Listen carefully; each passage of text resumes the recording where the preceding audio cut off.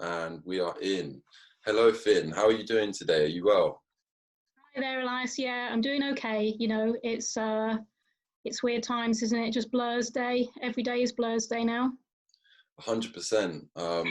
Yeah, have you been doing anything in particular to try and kind of for self-care and stuff during this time? Well, it's been weird.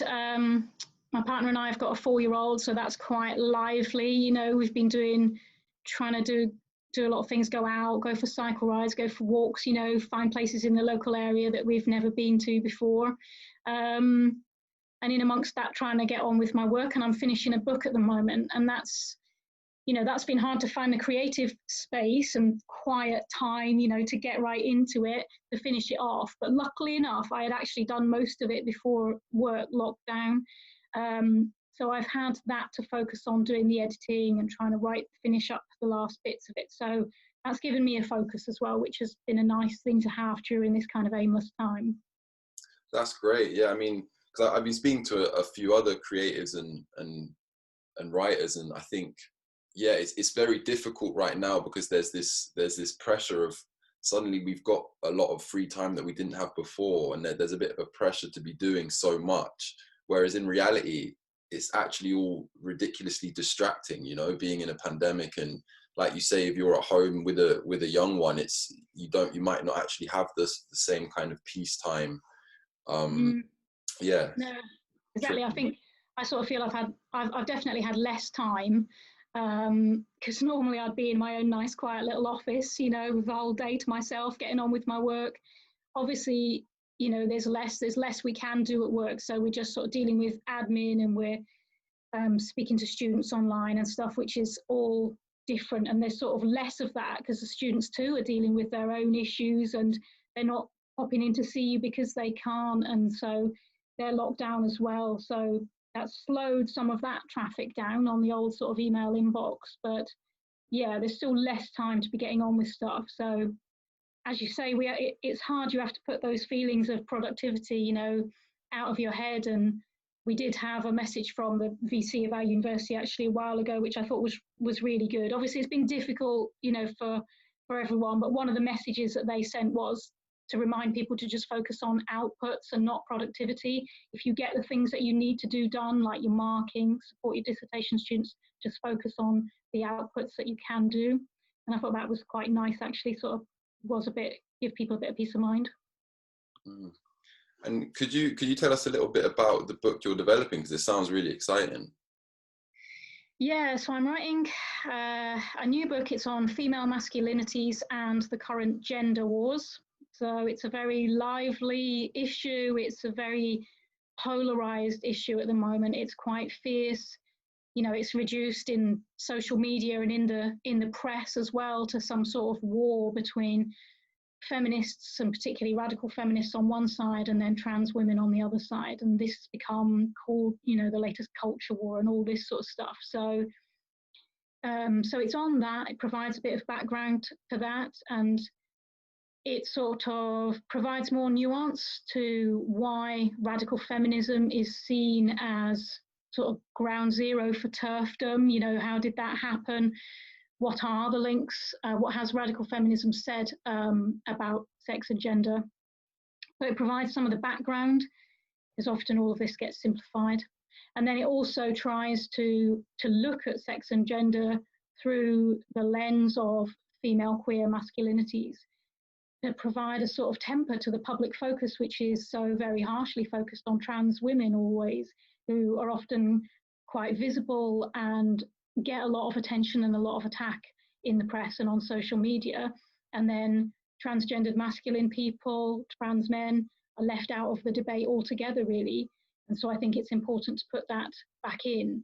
And then a lot of the people that I interviewed, well, I didn't interview, I did a survey research, had about 200 or so responses from trans masculine, non-binary, butch lesbians, masculine lesbian people, and lots of people who are in between categories. And I think that perspective is really important, because when you're in between different categories and communities, and when you don't play by the gender rules in either different side or camp, you get a good look at those gender rules. You know, you have a specific gaze upon them, and I think there's something to learn from that. So hopefully I'll be putting some new perspectives in and providing a bit of background to these gender wars. It sounds like incredibly important work, particularly considering the divisive nature of the times that we're living in. And I think I see parallels, you know, in a lot of sort of political debates of our time, whether it be around race or even, you know, left-wing politics versus right-wing politics. And yeah, I'd be really interested to hear, because I felt, you know, particularly we're just off the back of a tough week in terms of the George Floyd protests and George Floyd, sorry. And yeah, there's been a lot of kind of naturally triggering stuff happening. And it's been very difficult because you're getting some people who are trying to help, who don't know the best way to help. And yeah, as both of us, you know, being Bristolians, I think, you know, it was very exciting and interesting to see Colston's statue fall the other day, and that would be really interesting to explore as well. But one thing in particular I thought is very interesting and relevant to your work is this very recent row that's come up with J.K. Rowling. Have you got any thoughts about what's going on with that at all? Yeah, I mean, what she actually says and what she tweeted, of course, when you look at it apart from the current context, there's nothing wrong with what she said. Of course, women should be able to talk about their biology. You know, we go back for, you know, millennia, and women have been ignored and barred from disciplines, you know, about science and the body. Whole forms of knowledge have been written by privileged men against and on the bodies of women. And women have been told to be silent and have been silenced about their bodies forever. So certainly women should not be shamed and silenced for talking about their bodies. But I suppose the first thing I thought was, well, say if I'm not comparing J.K. Rowling to Donald Trump, that would be an unfair comparison. But say, for example, somebody like Donald Trump tweeted a tweet saying, most children are raised by a mother and a father and have good outcomes. Well, that's probably true. Most children are raised by a mother and a father. But at a time when people in his evangelical base want to stop agencies from letting same-sex families adopt, when there's been a big campaign against same-sex marriage, you think, why would you be tweeting that? Why would you be tweeting it now?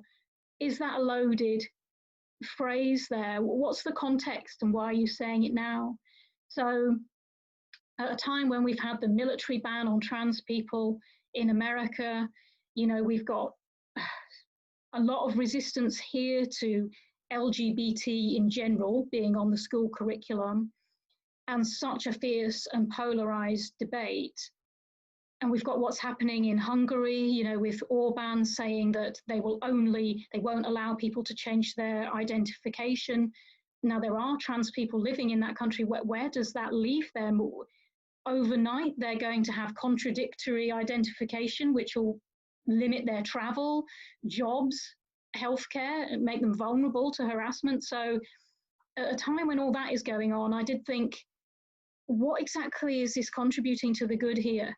Now, unfortunately, what will happen, and what did happen, is you then get hundreds of responses underneath that going, you're a transphobic bitch, all trans women are women, anyone can menstruate. And the sort of fierceness of it doesn't help, because of course then the people that are against trans inclusion in society will turn around and point to those and go, oh look, women can't even talk about their biology. A woman like J.K. Rowling with her platform isn't even allowed to tweet some basic truths about anatomy. This is how crazy it's gone. It's, you know, woke culture gone mad. And it all becomes part of that, this sort of whipping up the idea that everything that's something like that is this bizarre culture war invented by Gen Zers. So it's complex. Yeah. Yeah, no, and I almost feel I almost feel guilty asking you the question because it is so complex. And something that, yeah, does really concern me is that these things grab the headlines, right? And you know, you've mentioned a bunch of really important stuff there, and these headlines often detract from some of the actual realities that are happening, right? How many people know of what's going on in Hungary, right? So it's like it's very difficult, isn't it, if you're someone like J.K. Rowling who wants to make a perhaps, you know, a reasonable statement trying to imply that there are two biological sexes, that it can be turned into a sort of storm of rage and trolling that completely leaves no space for any of the nuances in the wider conversation. And I don't know, how are we supposed to navigate that in this day and age? Absolutely, the nuance is lost. You know, we're really being run by a very divisive. It's called Trumpist, but it's been going on for a lot longer than that. You know, a divisive sort of bunker mentality and a with us or against us agenda, and that is it. Everyone is saying you're with us or you're against us. You know, that was obviously I think that was Bush, wasn't it, and a war on terror kind of phrase. And it almost feels like we've been in that moment ever since. You have to pick a side and you have to stick to it. You can't change your mind. You can't listen to so-called experts. Everything is just alternative facts. You pick your side, your troops, and you stick with them. Now, most people, that means that most people are just frightened to even ask questions or find out more about it, because I think more people are definitely in the middle when it comes to the sort of gender, the current gender questions, than are firmly, you know, welded to either one particular group or another. I think more people are wandering around thinking, what even are all these new terms? What, Facebook has 57 terms for sex and gender. What on earth does that mean? You know, people that might have younger people in their family who are talking about things like trans, non-binary. A lot of people don't want to cause offense and come from a good place, but they're even frightened to ask questions now. And that doesn't benefit anyone. It benefits just rigid ideologies on one side or another. I completely agree. Do you think, and another tricky question, but do you think some of the issue comes with perhaps the lack of education around the terminology, and maybe in the simplest way that there is a distinction between sex and gender? I know that in one of Robert Jensen's book, one of his books, he outlines that the, you know, part of it is often just our confusion with the terminology. You know, it's like, is there something in that, do you think? Yeah, and that isn't helped by government policy, law, state architecture that substitutes the word sex for gender when what they mean is sex. So things like the Gender Recognition Act, that's talking about somebody changing their legal sex classification. It's not about a panel of people judging somebody's gender. If we go by the current understandings, then that wouldn't even work, because gender can be fluid. It might change. You might present one way one day and one day another. You might not feel you want to, you know, align yourself with any gender. So even on its own terms, that idea that a panel of medics, you know, and psychiatrists will sit there and assess recognize your gender is a bit nonsensical. And I think, you know, maybe part of it in popular culture comes from a sort of British embarrassment around even using the term sex when we just mean it to describe male and female. But because that's seen as, people might misconstrue what you're talking about, we'll just say gender, but we still actually mean male or female. Whenever I'm asked to fill in forms and it says gender, MF, I scribble out the gender and I write in sex, or sometimes give some long, complex answer to how my gender identity is feeling on that day, just to sort of highlight how ridiculous it is. So yeah, those two terms are conflated, sex and gender. They're totally different things, and a lot of problems comes from that, I think. Mm. Do you have any recommendations of authors or people who have articulated and this might just show my ignorance, but have articulated the whole trans debate in a way that helps acknowledge the nuances? Well, my book will be out next year. My book will be out soon. I mean, that's what I'm really hoping to do, because, I mean, there are good books. I mean, actually, even on British history. So, for example, one of the books I was reading for the book is Christine Burns' book, Trans Britain. And actually, that is good. It's an edited collection, so it's got different campaigners. It is obviously about trans and transgender campaigners, but they've put in short chapters on, the group that they set up in 1970, how people worked on the Gender Recognition Act, how they worked on marriage clauses. Now, some people, of course, won't agree with a lot of what resulted in the law or policy. But I think collections like that are really important, even if people just flick through it, because it will show that this is not a new thing. It hasn't been created on the internet. This is actually a long-going social justice movement, a long-going campaign for human rights for a minority, and it's been going on for decades. And that gets lost. And I think even in itself, regardless of where you may position yourself on it, just to have the facts that actually this isn't some new creation that just popped up, with some keyboard warrior somewhere. This has been going on for a long time. I think having a sense of that history is quite useful. And then there's lots of different trans writers, that have tried to put it in more accessible terms. There's a book by C.N. Lester called Trans Like Me. Again, it does tend to take particular perspectives, as we all do. And what I'm trying to do in my book, obviously I'm coming from a certain perspective as well, but I can see the arguments on different sides. So I'm a radical feminist. I've been involved in women-only organising. I left home to live at a women's peace camp as a teenager.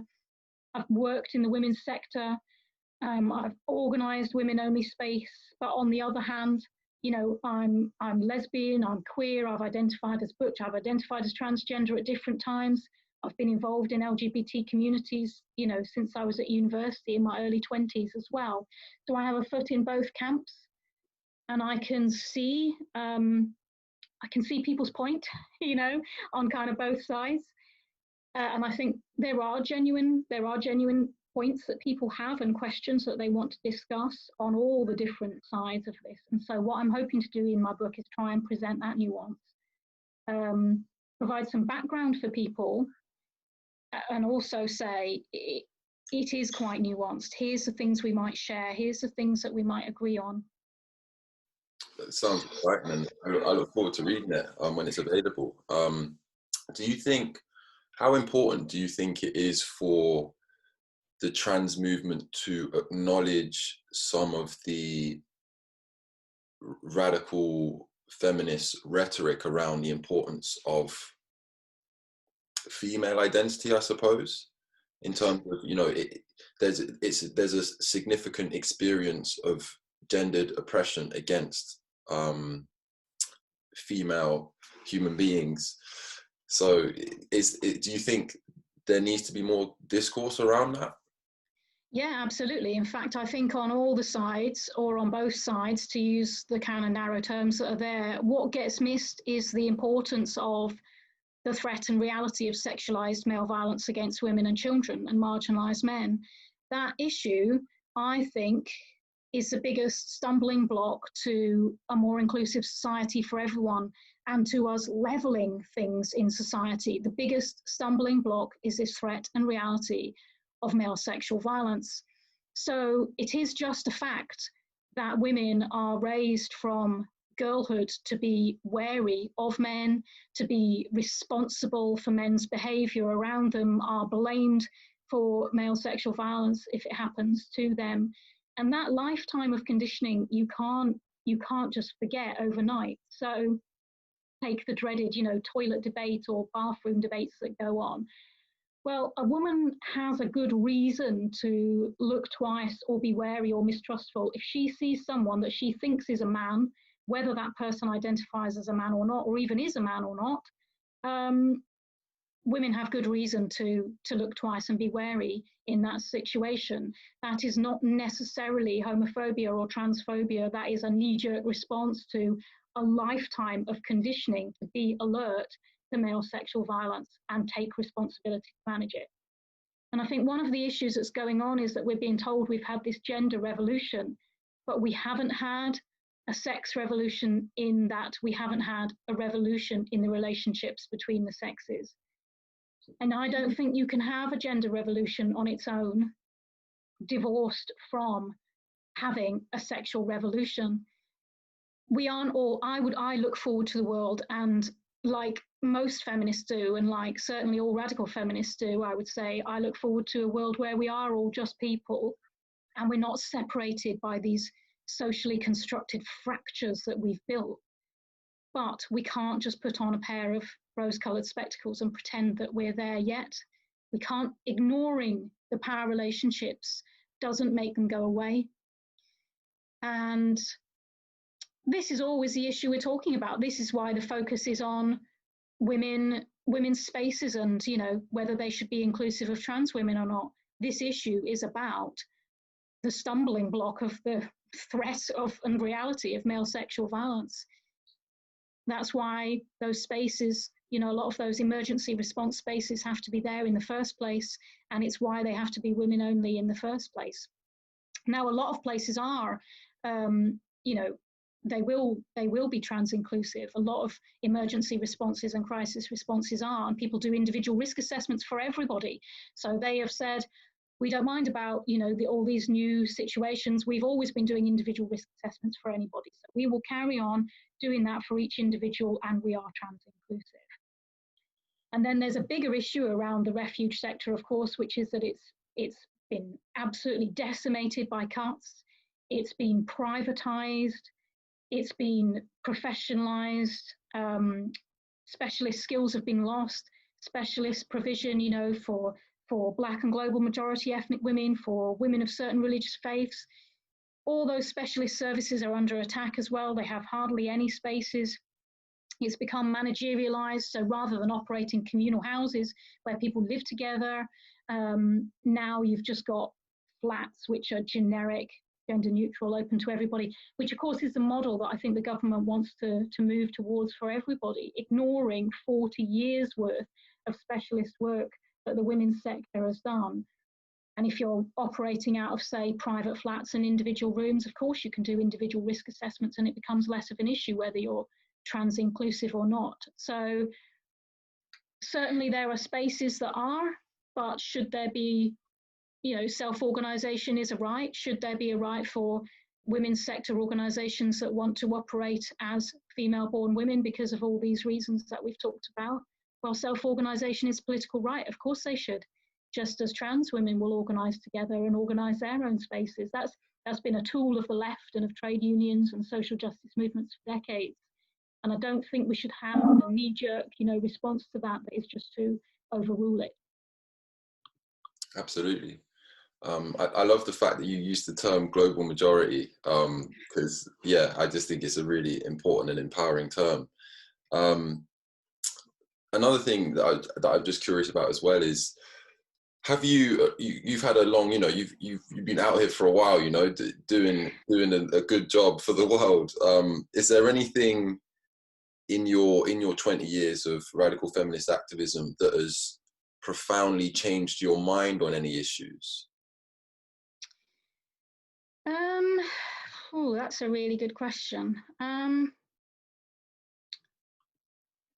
you know, weirdly enough, I don't think there is on some of the core things. I mean, the reason that I resonated so much with radical feminism when I started to find out about it in my teens was because out of all the different sort of political strands of feminism I saw, that was the one that to me felt more like my own common sense approach. I just thought, yeah, of course you need a right to life. Of course you have to stop violence. That's a really brutal extreme of what we're talking about.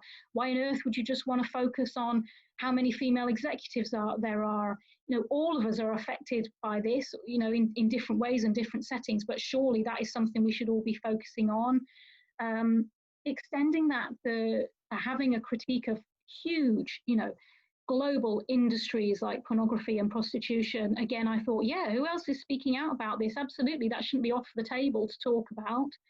Having organised at a women's peace camp, I also thought the idea of women-only direct action and organising made total sense. And I just thought, yeah, of course, why wouldn't you use that? It's a really tried and tested method. It's not in exclusion of other methods of organising, but it's a really powerful one.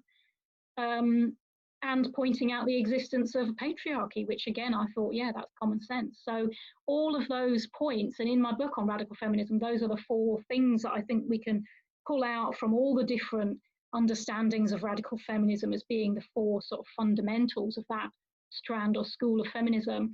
And I still believe in, I still have that same view.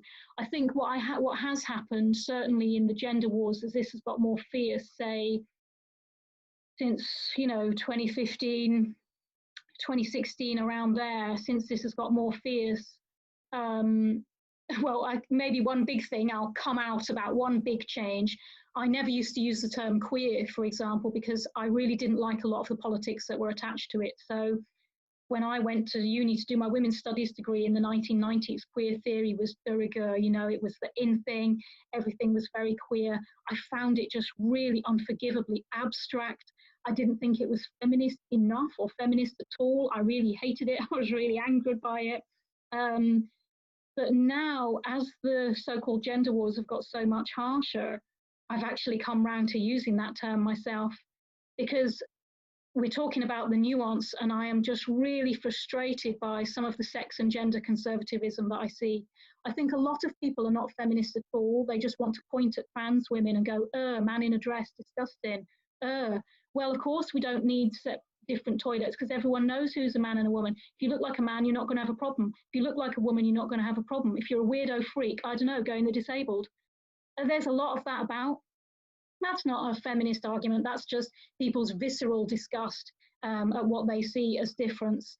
It's sex gender conservatism. It's rife in the sort of, the kind of nationalist, racist, paternalist, pro-natalist resurgence that we're seeing across Europe.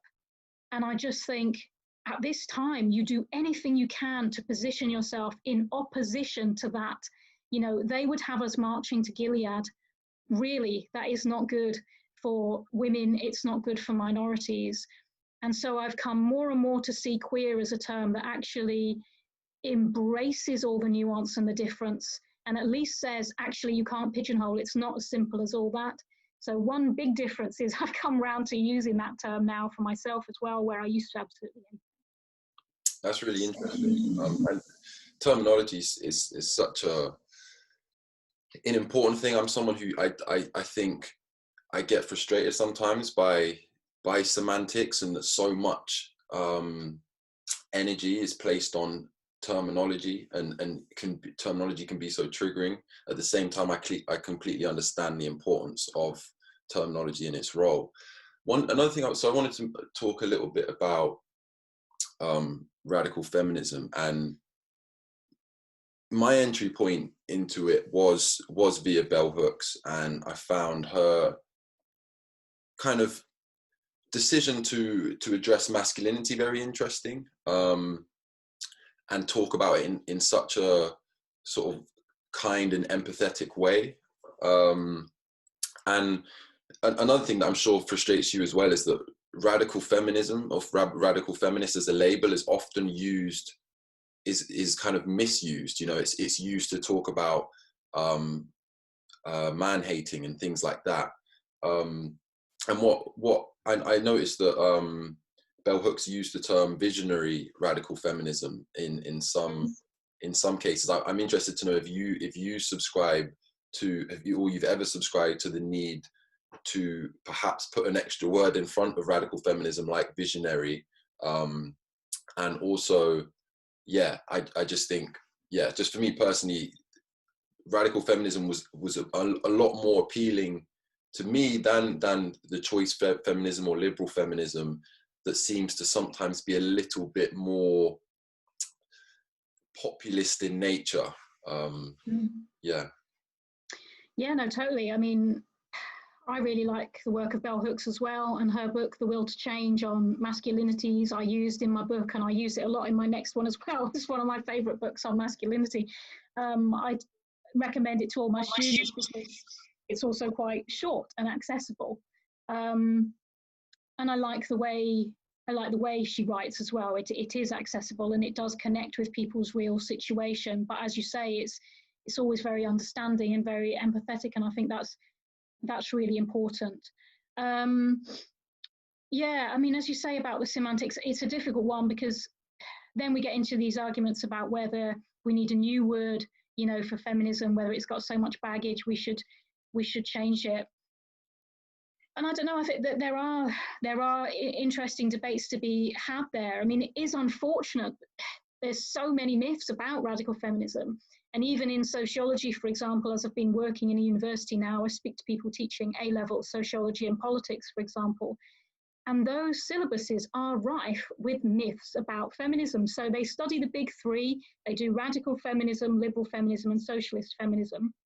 And when I ask my first year undergraduate students what they've heard about the different types of feminism, they'll say, oh, socialist is, about labour and better conditions at work and in the family, and liberal is about equal rights under the law, and then radicals are the ones that hate men and think women are better than men and want to put women in charge instead of men. I'm just like, and it happens every year, and I'm like, oh my God, despair.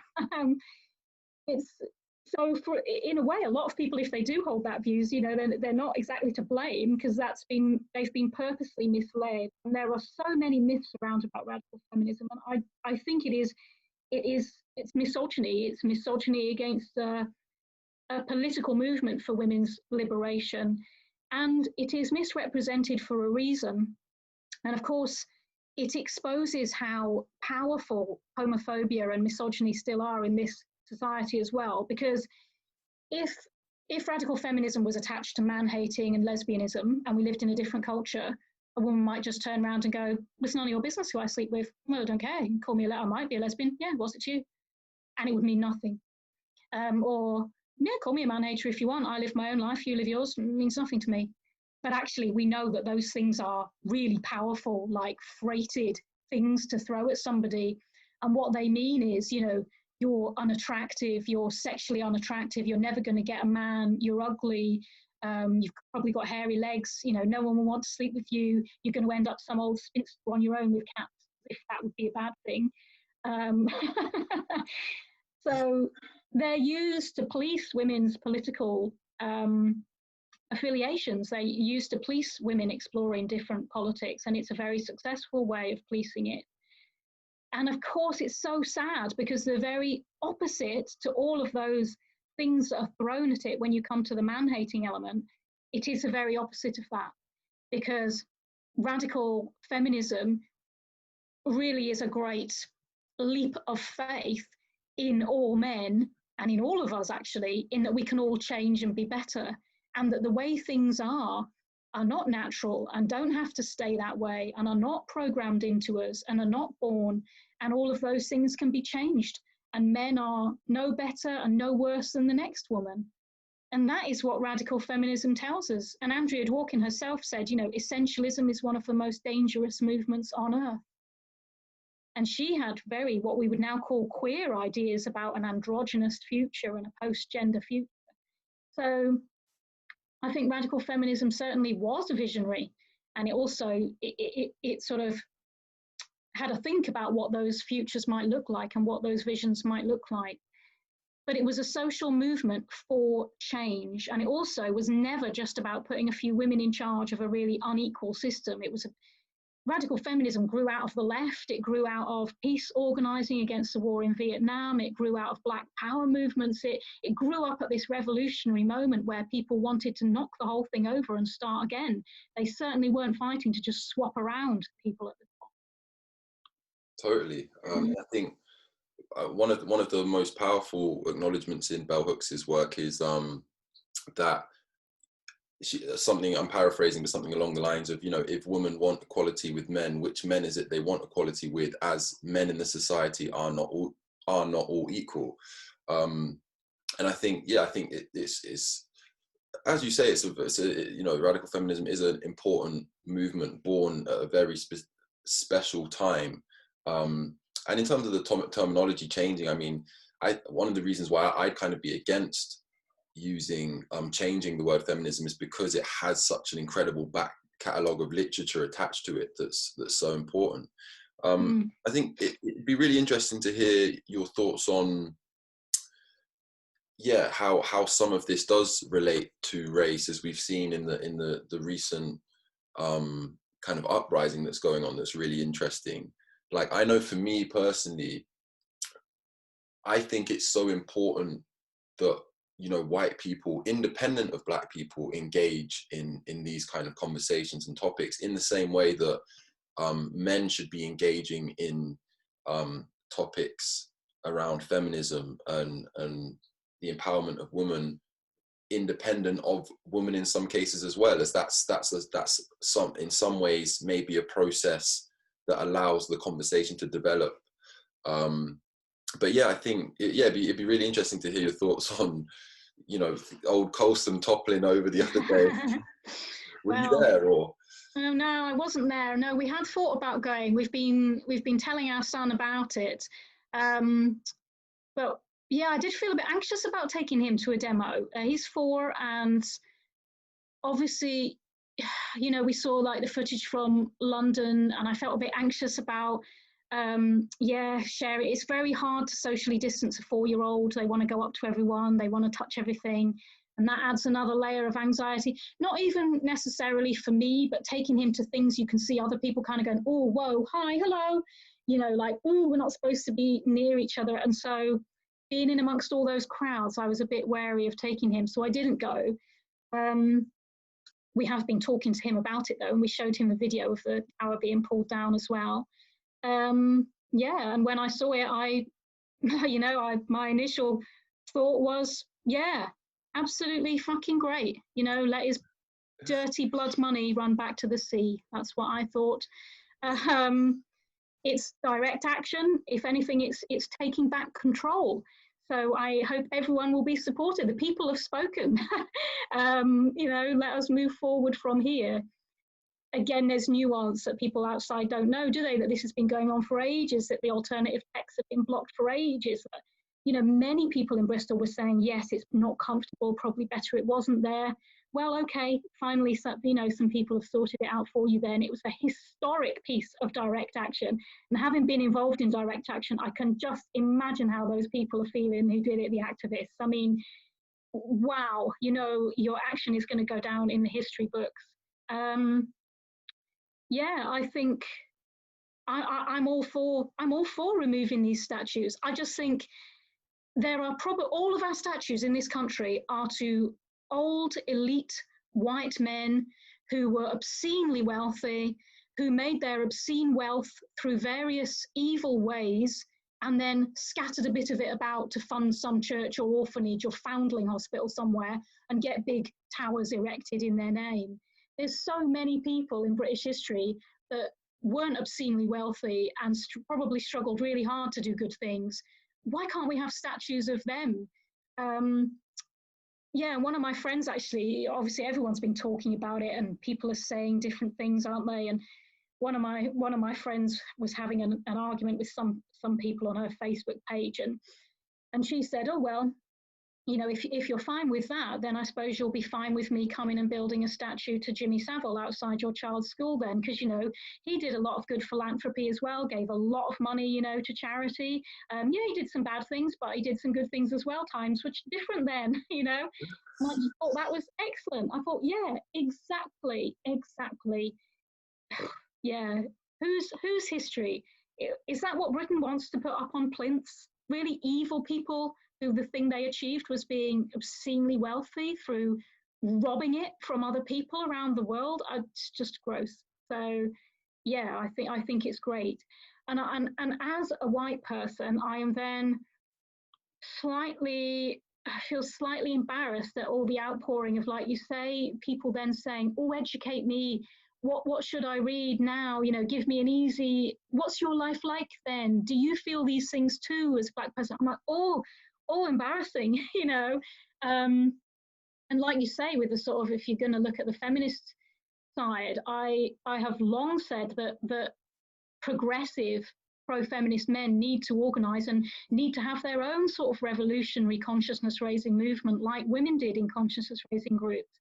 And I think that learning and that acknowledgement of what living, you know, and as you said, living as a man in this culture, what does that mean? What are the divisions between men? What are the power relationships within that group men? How are you traversing those? How do you experience privilege differently? What barriers do you experience differently? I think men need to get together and do that kind of consciousness raising without expecting women to do this sort of maternalistic labor for them, tempting and knee-jerk though that is for a lot of women. And I think because people are basically good, of course, a lot of Black people will go, oh, here's a list I've got, or here you could start with this. And that is coming from a good place. But I sort of wish we have such a thing as Google. I just sort of wish that those white people would go away and look that up themselves. And sometimes I don't get involved in debates at all online or on my friend's Facebook sometimes because I think, well, actually, it's not I shouldn't be lumping in with another like white person's voice. I think sometimes it's best to just stand back and actually look at what other people are saying. And also I do, with these terms that are around, and what I really hope doesn't happen is that I start to get a lot of pop-ups at work telling me about what unconscious bias training we can all go on for £200 on a web seminar, because I hate all of that sort of stuff as well.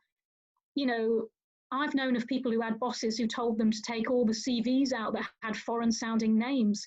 That's not unconscious bias, that's conscious bias. Yeah. People know what they're doing. And also a lot of white people, they won't say things, you know, publicly or so overtly now because they know it's not on. That's conscious. You know what you're doing. You know it's not quite right. You know you're not supposed to do it. Yeah, so I just think really white people need to go away and have and educate themselves. But this all comes back. I don't think that our equal ops kind of culture, neoliberal equal opportunities culture, has taken the teeth out of a lot of these debates, because I think it has divided people. And what I find, certainly when I go around doing trainings, what I find is that white people, white women and white men, they feel that they're not special because they're not on some special list. And they think being on an equal opportunities tick box list means you get special treatment, you get better treatment. There hasn't been enough education in this country about why those sorts of quiet, blunt tools are needed in the first place to address an unequal balance. The situation is already unequal, and those are coming in as very blunt, not holistic ways of trying to address an imbalance. But people don't see it like that. It hasn't been sold and explained to people as that, and people just think, well, I've been unemployed. Well, my cousin can't get a house on the council house list either. Why are you special? Why do you get on a list?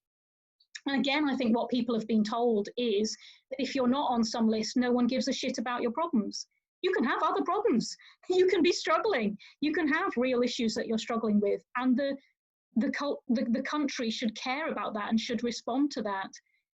But if you're a white person, you won't have faced racism under white supremacy. That's just a fact. That's one of the things you won't have to deal with. You might have dealt with other things. I don't know. I just think that has a lot. That whole neoliberal approach has done a lot of damage.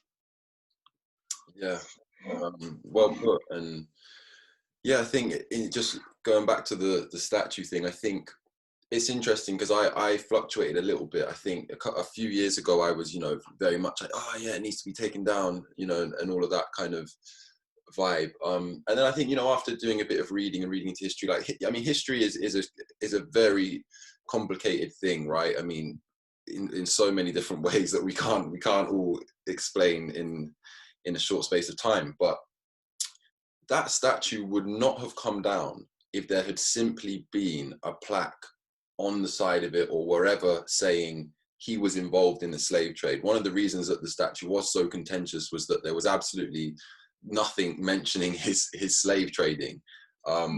So I think part of it for me, there was just quite a mathematical reality to, right, one of the largest anti-racist protests on record in the UK, in Bristol, and there's no protection around a statue of a slave trader, that's coming down. Like it's it's quite simple logic in a lot of ways. So I think people almost need to not get too triggered by it either way. And I think it's important to acknowledge as well that inevitably statues are just symbols, as much as it is quite disgusting and an affront to people of color in particular to see a slave trader heralded up there, that we've also got to be wary that the work isn't just about pulling down a statue, it's about reforming the education system, the criminal justice system. And sometimes I do worry that the symbolic things can detract from the real work. And almost like you're saying that, perhaps, with white people, they're sometimes looking for the easy option to get the tick and the thumbs up that, yes, I'm now doing my bit for the anti-racism movement. And I think in terms of, I think you make a good point as well, in terms of one thing I think is important as well to acknowledge is that social media and the internet is creating a really new territory for kind of activism and virtue signaling that we've never seen before. And one of the things that has irritated me slightly about all this kind of anti-racism activism we're suddenly seeing is that it all does feel very reactionary. And that's not to say it's not valued. It's just, like you've been working for 20 years in radical feminism.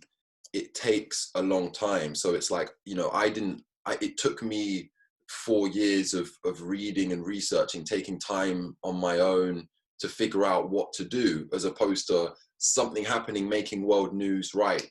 I'm going to tweet 1 million words or whatever. And suddenly I'm doing my bit, rather than just taking that time to reflect and do search for the reading yourself. Don't harass your Black friends about what they can be doing and reading. But it's an incredibly complicated matter in a complicated world. And it's nice to know that there are people like you out there who appreciate all these nuances. Yeah, I mean, it's,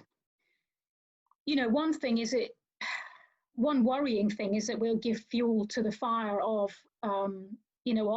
people who are racist. It will fuel that fire, and I've already on the local papers we've seen that. We've seen lots of people using language like that, the thugs and vandals, and then we see the government, coming out saying the same, lawlessness, vandalism, reckless, and it's horrifying. I'm sure any of us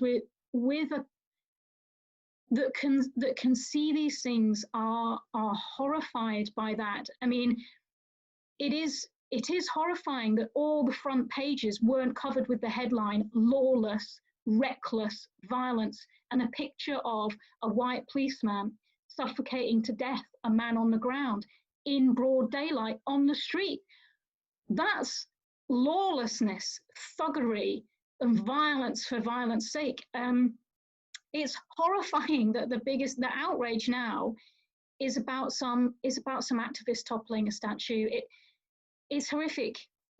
You can't really think about these things sometimes. It's just so barbaric. And I think that really is a rallying call of, it shows how far a lot of these issues for change, they still have to go, really. And like you say, there's this thing with on social media, it's always the cult of what's seen as new. Nothing is new. And you think, well, where were you before? This has been going on in schools, Black boys, white poor boys. This has been going on for ages. People have been excluded. You're talking about people getting alienated. Well, that's been going on for a long, long time. Who's in the mental health system? Who's in prison? This has been going on for a long time. Now, of course, it's great to have moments of awakening. And I really hope that this is a toppling point, a constant toppling point, across the whole of the country. And that would be great. And I do think that social media narrows the debate. And as you've said, all the problems with it. But it also does mean that people are getting news now and information that they just didn't have, and stuff is being shared that just wasn't being shared before. And a lot of people are under lockdown. A lot of people are under different circumstances. They've got more time to look at these things. And if this is a toppling point, then, well, it's been a long time coming. And as you've said, the question is, to strategize and think about, well, what next? And, I've seen the people sharing petitions about changing the curriculum and the history curriculum. Absolutely, we need to be pushing for all of those things. We also need to get these lawless, reckless killers out of government. And that has to be the biggest priority for all of us. Yeah. Cool.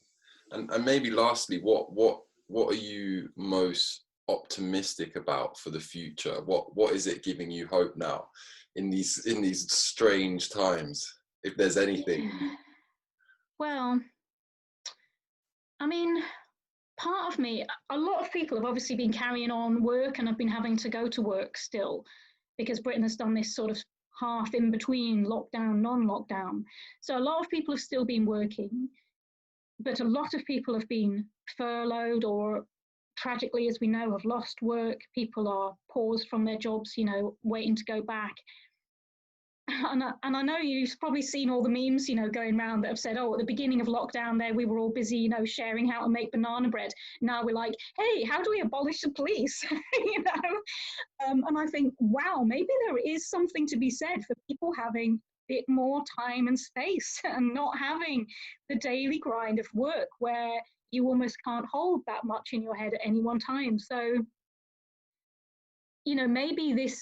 maybe all of this does show as well that actually people are more alert to a lot of these things and to injustice. And when they come to think of it, actually they do want change. So, that's positive. I think it's very easy, and we're told these things about human nature being bad all the time. And I don't think that's true. I think people do want change. I think social media is very positive. I look to the young, sort of younger generations and how they see things, not just on the sort of feminist and gender issues, but on all issues, things that were just previously seen as fixed, and it was accepted that the way things are is just the way they are. And now I think that is all much more of a movable feast, and that's all up for grabs. And I think, that is really positive. Also, the hundreds and hundreds of thousands of people that were mobilized, to go out campaigning and struggle for a socialist manifesto in the last election, under Jeremy Corbyn.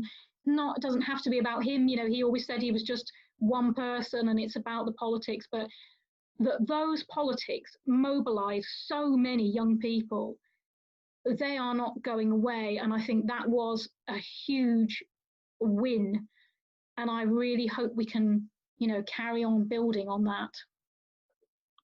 100%. And I'm really glad you mentioned human nature there, because I think a lot of people do have a cynical view. And I think I more subscribe to the view that we are almost blank slates, and our environment shape us. And there's a really great book that I recommend that I'm reading at the moment, called Humankind: A Hopeful History, by a German. And it's really nice. It's just providing an alternative view of history and saying that actually there's a lot to show that humans do have a goodness in them, and that cooperation and love are actually some of the things that help us progress, and have helped us progress. Absolutely. That's what Carol Gilligan's work, she's a feminist psychologist. Her latest book was all about that as well. Humans are naturally social. Why on earth wouldn't we be? We're a social group animal. It is in our nature. If we have those natures, it is in our nature to cooperate, because that's the only way we're going to survive. So why would we go against our own sort of survival instinct?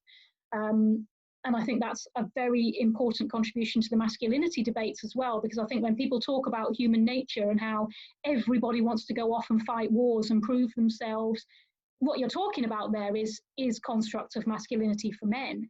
You're not talking about women there. The women were actively barred from a lot of those things for a start, and were expected to wait at home for the men to come home. So let's not pretend this is a generic, universal about human beings and their uses of violence, human beings and their uses of war. No, that's what the different ideologies have said that men should do, and that's what being a man looks like. And, that's just another reason why we need feminist analyses of masculinities. 100%. But yeah, thank you so much for talking to me today. It's really, really enlightening. And I know it's been a while, since we saw each other, but yeah, it's really refreshing to hear your perspectives on the world. And yeah, I really look forward to your to your book as well. So yeah, just big thank you. Oh, well, it's been really great to see you again as well. I was really struck by everything you said when we met at UE, and it was just so great to hear a young man. I know not to other you or anything like that, but it is unusual to hear a young man so, so using radical feminist politics to make such a lot of great points and to put that perspective onto things. And I was really, really loved all of that. So, thank you for what you're doing as well. Thank you, I appreciate that. Well, try and enjoy the rest of the day. I know the weather's not as great as it was a few weeks ago, but yeah, thank you so much. Lovely to speak to you. Yeah, Take you care. too. Take care. Bye-bye.